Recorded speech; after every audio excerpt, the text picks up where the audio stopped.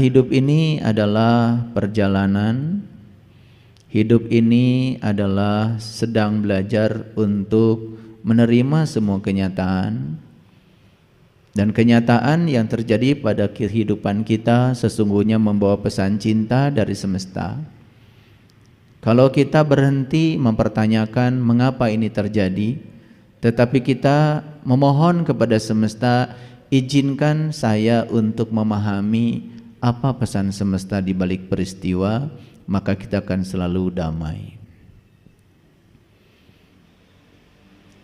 Berhenti menolak yang tidak kita ingin, berhenti serakah kepada yang kita ingin, maka jiwa kita akan selalu suci bersih. Jiwa kita akan selalu berkilau. Dan ciri orang yang suci dan bersih jiwanya tidak bisa ditipu oleh bajunya, tidak bisa ditipu oleh penampilan fisiknya. Karena ciri orang yang sudah bersih, suci, bening jiwanya, dia sudah tidak serakah pada yang dia ingin. Dia pun tidak pernah membenci yang tidak dia ingin. Dia bisa menerima yang dia ingin dengan yang tidak dia ingin dengan cara yang sama. Dia sudah ganjil, dia sudah witir. Kita selama ini terlalu sibuk dengan sholat witir, apalagi bulan Ramadan, tapi tidak pernah mengerti witir itu apa. Witir itu mengganjilkan sudut pandang. Kita tidak terjebak lagi oleh benar salah, baik buruk, kan itu produk pikiran. Kita bisa menerima semua kenyataan hidup apa adanya, dan kita bisa menerima pesan di balik semua peristiwa apa adanya. Disitulah awal kita bisa witir yang sesungguhnya. Oleh karena itu syarat witir tentu saja kita harus mengalami fajar. Maka di Quran surat Al-Fajr itu kata-katanya sangat indah. Wal fajr walayalin ashr wasyaf'i wal watar. Demi fajar, demi fajar. Apa sih fajar itu? Fajar itu adalah saat di mana kegelapan berganti dengan terang. Itu etape yang sangat berbahaya. Setelah fajar masuklah subuh. Subuh itu bahasa Qur'annya adalah falak. Itu transisi yang sangat berbahaya. Ketika seseorang mengalami fajar, kemudian subuh, falak, ada dua kemungkinan. Bisa terus bangkit dan bisa menikmati sinar matahari pagi sampai jam 12 siang, tapi bisa juga tertidur lagi. Dan berbahaya sekali yang tertidur lagi. Makanya Allah bersumpah, Qul a'udzu birabbil falaq. Allah juga bersumpah wal fajr, demi fajar. Itu sumpah-sumpah yang sangat penting untuk direnungi. Cuman kita selama ini terlalu sibuk membaca sehingga tidak ada kesempatan untuk merenungi pesan-pesan semesta kepada kita. Kalau kita bisa merenungi sumpahnya Allah dalam Quran surat Al-Falaq, Qul a'udzu birabbil falaq. Aku berlindung kepada Allah dari subuh. Kenapa kita harus berlindung dari subuh? Karena subuh itu etape yang sangat berbahaya. Bisa terus bangkit tapi bisa tidur lagi. Dan kebanyakan manusia, mohon maaf, sadar sebentar jatuh lagi, sadar sebentar jatuh lagi. Itulah yang menyebabkan dia tidak pernah bertemu matahari yang utuh, karena tertidur lagi. Semoga kita setelah sadar tidak tertidur lagi. Makanya kalau sudah memasuki Al-Falaq dan kita sudah memasuki ruang kesadaran baru, maka kita akan sebentar lagi memasuki Qul a'udzu birabbin nas. Makanya kalau kita lihat perjalanan Quran itu sangat indah. Dibuka dengan surat Al-Fatihah. Al-Fatihah itu artinya Fataha, ya, artinya adalah pembuka. Pakai alif lam, Al-Fatihah itu artinya pembuka. Jadi Al-Fatihah itu artinya adalah pembuka. Pembuka apa? Tentu saja yang harus dibuka itu yang tertutup. Pintu yang tertutup itu harus dibuka. Pintu yang sudah terbuka tidak perlu dibuka lagi. Jadi keadaan yang tertutup itu yang harus dibuka. Dan syarat untuk bisa dibuka tentu saja harus tahu kuncinya. Makanya Al-Fatihah itu sebetulnya adalah kunci pembuka. Dibuka dengan Al-Fatihah, masuk Al-Baqarah. Al-Baqarah dibuka dengan satu pernyataan yang sangat indah. Alif Lam Mim. Alif Lam Mim itu pengalaman spiritual, tidak bisa dijelaskan. Jadi kalau ingin mengerti Alif Lam Mim, ya harus dibimbing untuk bisa mengalami langsung Alif Lam Mim. Jadi Alif Lam Mim tidak dijelaskan. Karena kalau saya jelaskan, itu tidak akan nyampe pengalaman rasanya. Kalau saya menjelaskan rasanya kopi, berhari-hari juga kalian tidak akan mengerti rasa kopi. Tapi kalau saya bagikan semuanya secangkir kopi, dan kalian akan mengatakan, oh begini ya rasa kopi. Cukup. Selesai, tidak ada penjelasan lagi. Karena agama itu urusan rasa, spiritual itu urusan rasa. Kalau semua harus dijelaskan, ya jelas dong itu bohong. Semua penjelasan itu opini, semua penjelasan itu persepsi. Dan yang paling penting itu bukan persepsi, tetapi kebenaran. Kebenaran adalah pengalaman. Makanya Nabi Muhammad mengatakan, malam yazuk lam ya'rib. Yang gak ngalamin gak akan paham. Jadi paham itu harus dari pengalaman, bukan dari membaca. Karena membaca itu hanya memindahkan pengetahuan ke otak. Bahkan ketika pengetahuan dipindahkan ke otak, karakter setiap orang itu akan muncul kalau tidak bisa menggunakan pengetahuan itu. Makanya orang yang banyak pengetahuan tetapi pengetahuannya tidak menolong dirinya, maka karakter dirinya itu akan muncul. Yang karakter singa akan wujud menjadi singa, yang karakter anjing akan mewujud menjadi karakter anjing, yang karakter monyet akan mewujud menjadi karakter monyet. Justru ya, binatang yang sangat luar biasa dalam dirinya akan terbangunkan dengan pengetahuan yang dijejali di otak kita, tetapi kita tidak mengalaminya dan merasakannya. Itu sangat berbahayanya kalau ngaji terlalu banyak pengetahuan. Walaupun pengetahuan adalah dasar kebenaran, jadi ada 5 dasar kebenaran. Yang pertama pengetahuan, yang kedua cinta, kemudian yang ketiga keadilan, yang keempat pengabdian, yang kelima kesabaran. Itu 1/5 dari 5. Walaupun pengetahuan itu bersifat seperti itu, tetapi pengetahuan yang dimaksud adalah pengetahuan yang sudah nyata menjadi sebuah pengalaman. Apalagi kita meyakini sesuatu apa kata orang. Nah, orang yang mengatakannya aja belum mengalami. Kan banyak yang menceritakan, oh nanti ya di alam anu itu bakal anu. Lah dia sendiri kan belum ke sana. Tapi kan kita mempercayainya. Bahkan seakan-akan iman itu tidak boleh dipertanyakan. Padahal iman itu harus dipertanyakan. Karena tidak mungkin bisa mengimani apa isi air di gelas saya ini kalau tidak mempertanyakan. Kalau saya bilang, ini gelas ini isinya susu, jangan percaya sama saya. Buktikan dulu kalau isinya susu. Betul nggak? Jadi jangan percaya sama omongan saya kalau belum bukti. Karena yang saya sampaikan di sini ini adalah ya semacam narasi untuk membuka pikiran. Ini bukan pencerahan ini. Ini juga bukan santapan ruhani. Ruhani itu wujudnya nur. Nur itu makanannya nur. Santapan ruhani ketika ruh kita memakan nur. Bukan nur yang ini, tapi nur ala nurin. Itu santapan ruhani. Kapan itu terjadi?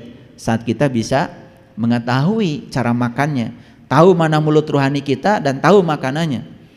Itu yang disebut dengan hidangan dari langit. Itu yang disebut dengan hari raya itu.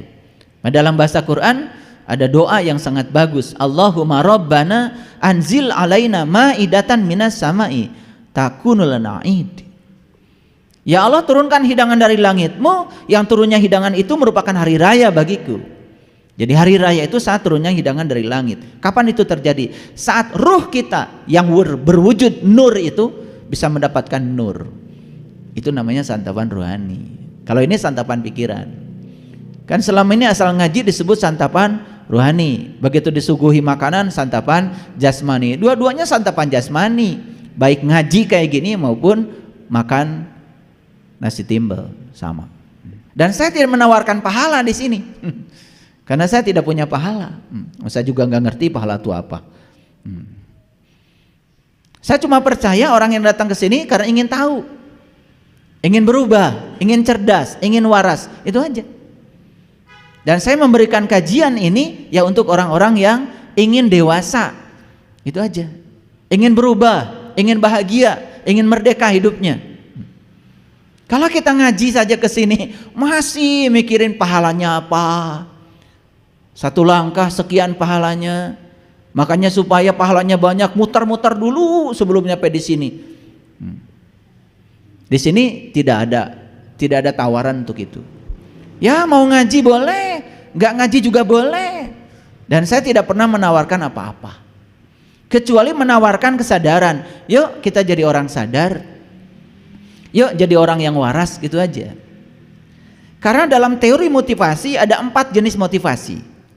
Motivasi yang paling rendah, melakukan sesuatu karena ada reward. Jadi melakukan sesuatu karena ada iming-iming. Itu motivasi yang paling rendah itu. Motivasi yang kedua adalah punishment motivation. Melakukan sesuatu karena takut ancaman. Itu motivasi yang rendah, dua-duanya sangat rendah. Itu hanya berlaku buat orang-orang yang tidak waras, yang tidak sadar. Yang waras, yang sadar, tentu saja melakukan sesuatu bukan karena ingin sesuatu, melakukan sesuatu bukan karena takut sesuatu, karena need motivation. Ada kebutuhan dalam diri. Tanya sholat kita. Kalau sampai hari ini sholat kita baru sebatas kewajiban, wajib itu dilaksanakan dapat pahala, ditinggalkan dapat siksa. Dua-duanya itu motivasi yang paling rendah. Masih jauh ke ikhlas. Jangan bicara ikhlas lah, ngomong kosong. Kalau Anda sudah bisa sholat karena need, butuh. Saya butuh manunggal bersama Allah. Karena memanunggal bersama Allah rasanya damai luar biasa. Dan di situ saya menemukan kebahagiaan di dalam diri saya yang tidak saya temukan di luar diri saya. Itu sudah need itu. Dan puncaknya motivasi ada love motivation. Melakukan sesuatu karena cinta. Maka siapapun yang melakukan sesuatu karena senang pasti berkembang. Jadi kalau para hadirin sekalian datang ke sini karena senang untuk mengumpulkan pengetahuan baru, senang untuk melakukan perubahan diri supaya sudut pandang kita benar, senang berkembang. Maka saya tidak menawarkan pahala-pahali, tidak. Saya juga ngerti pahala itu bahasa apa. Karena di Quran tidak ada pahala. Silakan tunjukkan sama saya dari 30 juz Quran ada nggak di Quran pahala? Gak ada. Di Quran cuman ada falahum ajrun ghairu mamnun. Yang ada tuh ajrun. Ajrun itu bahasa aslinya adalah zarah. Zarah itu artinya adalah zat. Setahu saya, siapapun orang yang melaku guna dalam hidupnya, maka dia akan mendapatkan berkah. Berkah tertinggi bagi orang yang melaku guna dalam hidupnya adalah zatnya Allah. Itulah pahala yang sebenarnya. Kan kita kadang-kadang ngomong itu ngasal ya. Semoga nanti kita dapat pahala. Begitu saya tanya pahala itu apa? Gak ngerti. Sama seperti kita dalam sholat baca ihdinas syiratal mustaqim. Suka baca itu? Apa artinya? Tunjuki aku ke jalan yang lurus. Berarti kamu sedang di jalan apa? Berarti kamu sedang di jalan apa? Di jalan bengkok. Loh minta ditunjukin jalan lurus kan? Berarti sedang di jalan bengkok. Gitu aja, nggak ngaku. Karena kita ngasal kan, tidak pernah mikir gitu. Ihdinas syiratal mustaqim, tunjuki aku ke jalan yang lurus. Berarti kita sadar kalau diri saya sekarang sedang berada di jalan yang bengkok gitu. Sederhananya gini, kalian cari alamat saya. Bingung tuh, udah muter-muter. Kan turun dari mobil, nanya orang. Betul? Kapan kita nanya sama orang, di mana rumahnya Pak Saiful Karim? Kapan nanya gitu? Ketika Anda sedang tersesat. Betul? Kalau nggak tersesat nggak nanya orang kok. Betul apa tidak? Jadi ketika kita baca ihdinas syiratal mustaqim, tunjuki aku ke jalan yang lurus, berarti Anda sedang tersesat. Gitu aja kok, cuman nggak ngaku. Rasanya kalau udah baca itu soleh aja gitu. Itu kan kesadaran. Cuman kita membaca kalimat itu tanpa kesadaran, itu aja bedanya. Paham? Doa bukan itu. Doa bukan itu. Doa. Nah sekarang apalagi kalau saya tanya, Shiratal Mustaqim itu apa? Saya tanya lagi, tunjuki aku ke jalan yang lurus. Saya tanya, jalan yang lurus itu apa? Lah kan kalian itu kalau minta pasti sesuatu yang kalian tahu, bukan? Betul nggak? Minta mobil karena tahu naik mobil tuh enak. Nggak mungkin ada orang minta mobil, saya tanya mobil tuh kayak apa? Saya juga nggak tahu mobil kayak apa. Loh kok kamu minta mobil? Jadi sama saja kita minta ditunjukin ke jalan yang lurus, tapi sampai hari ini kita nggak ngerti jalan yang lurus itu apa. Betul apa tidak? Ngasal aja kita tuh ngomong. Ayo, yang suka ngucapan ihdinas siratal mustaqim, tahu siratal mustaqim itu apa? Kan nggak tahu. Padahal orang tua kita sudah ngasih tahu, siratal mustaqim itu simboliknya rambut dibelah 7. Itu simbolik, itu bahasa mutasabihat. Rambut dibelah 7, lagi-lagi keluar angka 7 kok. Surat Al-Fatihah 7 ayat. Tawaf 7 putaran, sa'i dan marin sofa dan wah 7 juga. Melempar setan katanya dengan batu 7 juga. Sembari nggak ngerti setannya yang mana. Emang setan itu takut sama batu gitu? Setan banyak tukang batu kok.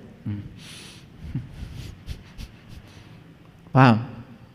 Ya ini asal kita tuh selama ini ngasal, makanya saya bilang selamat datang di ruang kesadaran, supaya kita sadar, oh selama ini saya minta sesuatu ternyata saya juga nggak ngerti yang saya minta.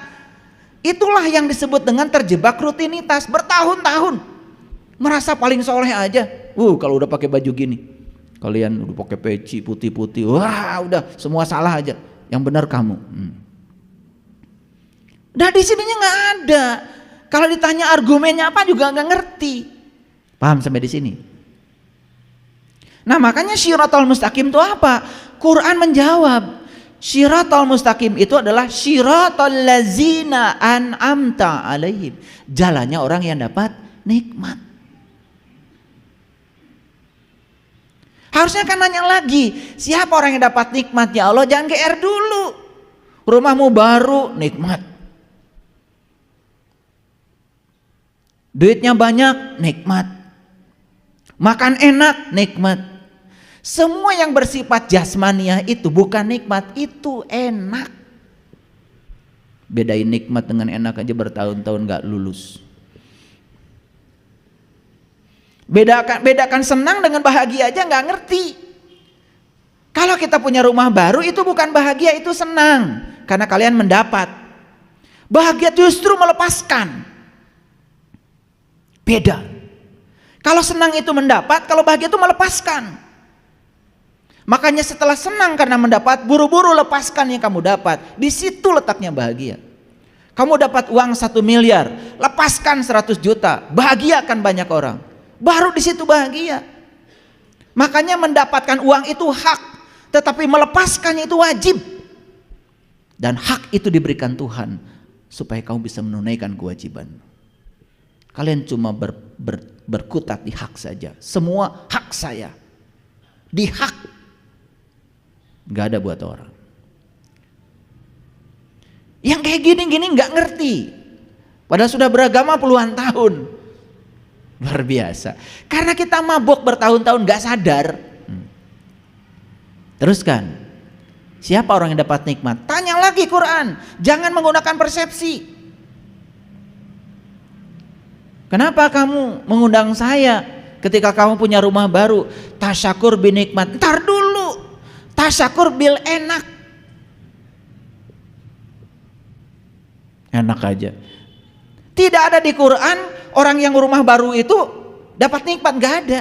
Tidak ada di Quran orang yang duitnya banyak itu dapat nikmat. Tidak ada di Quran konglomerat itu kelompok yang dapat nikmat. Yang dapat nikmat cuma 4. 1 para nabi, 2 para syidikin, 3 para syuhada, 4 para solihin.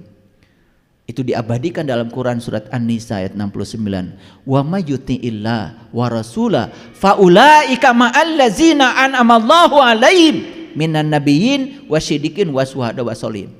Kan gak ada rumah baru, gak ada depositonya banyak, gak ada. Ini karena kita ngaji selama ini tidak tahu, tidak punya furqan, tidak punya pembeda, tidak punya pisau untuk membedakan itu. Kita cuma mengikuti apa kata orang tentang itu. Yuk kita gunakan kecerdasan yang Allah berikan pada kita. Gunakan pisau itu, gunakan furqan pada diri kita itu. Itu pembeda. Makanya kata-kata furqan adanya di mana? Adanya di Quran surat Al-Baqarah. Syahrul Ramadan unzila fihil Quran hudal linnas wa bayyinatin minal huda wal furqan. Furqan itu akan jalan di dalam diri kita kalau kita sudah ketiban Al-Quran. Mana Al-Quran? Al-Quran ada dua, ada Quran yang hadas, ada Quran yang qadim. Ada Quran yang tulisan, ada Quran yang abadi. Yang dibaca para nabi, para rasul bukan yang tertulis, yang tidak tertulis. Zamannya Nabi Muhammad sudah ada Iqra, tapi Nabi Muhammad tidak membaca Quran. Oh, Qurannya belum ada. Apa yang di Iqra? Iqra kitabaka kafa binafsika al-yawma 'alaika hasiba. Yang dibaca adalah kitab sejati yang ada dalam dirinya. Kalau kalian sudah bisa membaca Quran yang itu, Quran yang tidak bisa disentuh kecuali orang yang suci, maka disitulah kita akan ketemu furqan. Tajam kita bisa melihat mana sampah, mana mutiara, mana debu, mana permata, mana sambah sahaya, mana raja. Tidak bisa dibohongi. Maaf ya, saya apalagi kalau udah mau membantu orang dibuka mata kalbunya, transparan sekali. Siapa kamu? Apa yang kamu lakukan? 1000 tahun yang lalu kamu di mana? Itu tergambar jelas. Jadi furqan itu bisa hidup dalam diri kita kalau kita sudah ketiban Quran sejati. Itu yang harus kita ikro setiap saat. Dan kalau kita bisa ikro di level itu, janji Allah apa? Allazi 'allama bil qalam, 'allamal insan malam yalam. Aku akan mengajar kamu dengan penaku sendiri, dan aku akan mengajarkan kamu apa yang kamu tidak tahu. Diperjelas oleh Nabi Muhammad dalam sebuah hadis. Lakukan saja apa yang kamu tahu, maka semesta akan mengajarkan apa yang kamu tidak tahu. Itu cara pintar tuh begitu. Sehingga masuklah dalam dimensi baru, pintar tanpa belajar, cerdas tanpa berlatih. Selalu terhubung kita dengan alam tinggi, resonansi dengan alam tinggi.